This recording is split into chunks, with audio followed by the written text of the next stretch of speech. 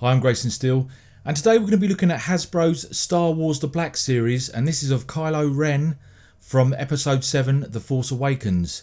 Now I have to apologise, I'm a bit behind on my figure reviews purely because September and November are mental for game releases, etc. So I'm going to try and catch up over the Christmas period with the figures that I actually have. You've probably seen a lot of them on Instagram, so just bear with me and I'll get those online as soon as I can. Now, Hasbro have been releasing Wave 1, which, you know, there's Finn, Rey, etc. So let's start with Kylo Ren and look at what we've got. It's the standard black packaging with the Star Wars logo, the nice motif of Kylo Ren's face in the corner. The back is pretty much the same with the big number 3 on the right hand corner. As far as his bio goes, this is quite interesting because they don't go into too much detail about who he is and what he does, but basically you get the idea that he is, and this is what it says on the back of the packaging, a dark warrior, strong with the Force. Kylo Ren commands First Order missions with a temper as fiery as his unconventional lightsaber. Now I have to say that this character, since we've seen quite a lot of the Star Wars trailers over the past year, he's a very interesting character. I would say he's more intimidating than probably Darth Vader, Darth Maul, and maybe even Palpatine. Okay, so after unpacking the figure, you can see straight away that Kylo Ren is a mixture of fabric and plastic.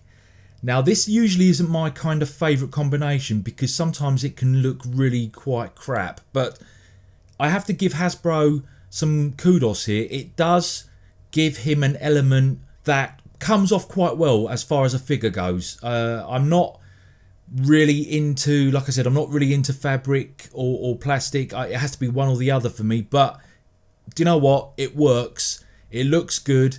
So let's take a look at the lightsaber.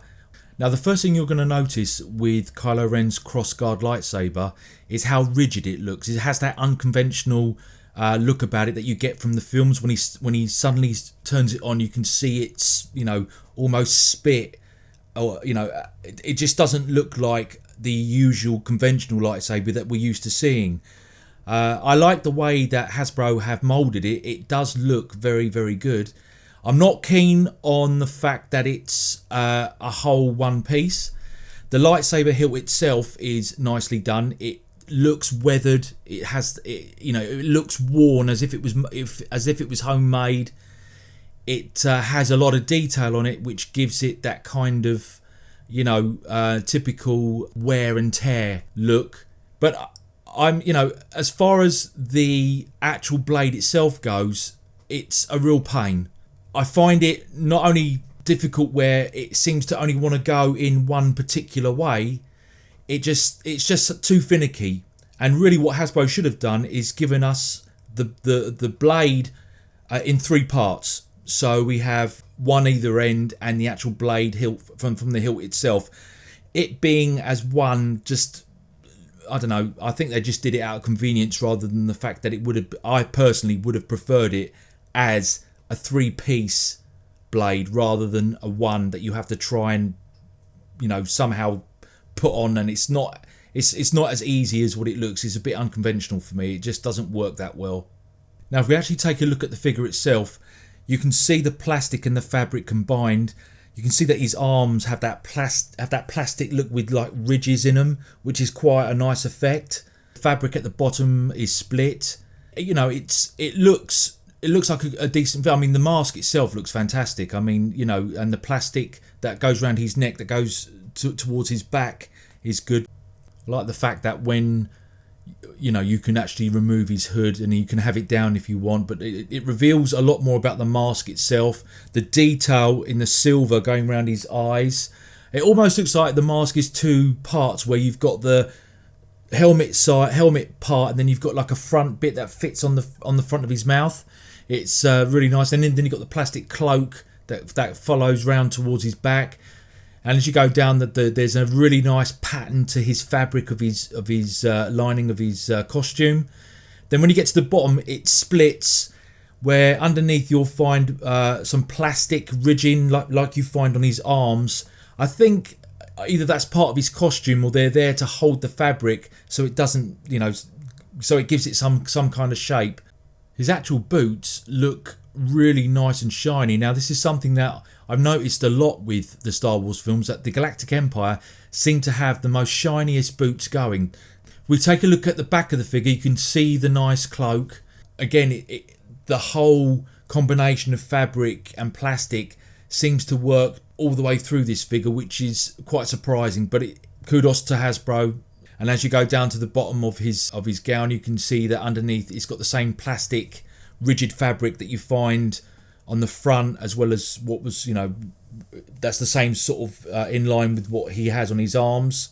Yeah, so all in all, it's a great looking figure. Hasbro have done a very, very good job, and I'm very pleased. But as far as if we get to the point now where we look at movement, this is an issue for me. Mainly to do with the head, because the head will move side to side, but I can't get it to move up and down, which is something I would have liked. But I think the plastic cloak that's underneath, unfortunately, there are some pros and cons. As we go to his arms, they rotate all the way around, bend and turn, turn and bend at the elbow, which is good. Nice bit of movement. His wrists follow around 360 degrees. There's a bit of movement in, but I mean, again, the hand is moulded to hold his lightsaber. The other arm can only go up so high because of his cloak, because of the plastic cloak. But again, same thing. His hand is moulded to hold his lightsaber, so you can hold it two-handed and have it accustomed to any particular stance. So articulation below his waist, the knees themselves move. The actual thigh moves. You can get full movement of his legs. They go backwards and forwards, despite the fact that you've got the plastic in the way, which is great. The foot itself, you can move up and down, left and right, which is very, very flexible.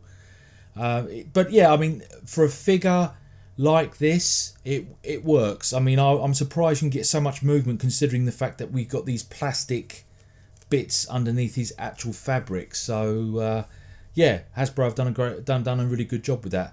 So all in all, the actual figure itself is a really, really nice character of Kylo Ren, and I think Hasbro have done a fine job in replicating that. The only problems I have are the fact that his head won't move up and down as much. I mean, obviously that some things you have to give and take, but the main concern is the lightsaber, the crossguard lightsaber.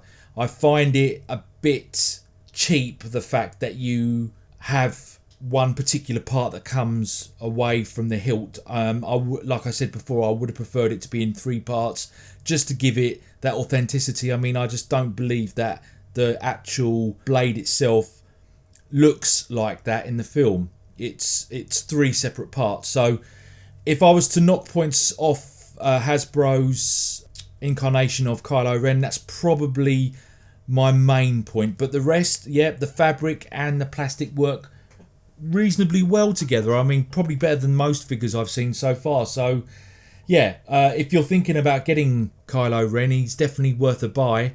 Just be in mind that the lightsaber's not as good as what it should be, in my opinion anyway. But I'll be reviewing more Wave 1 and 2 figures from Episode 7. Now I've got a bit more time. So please hit that like button and subscribe to my channel.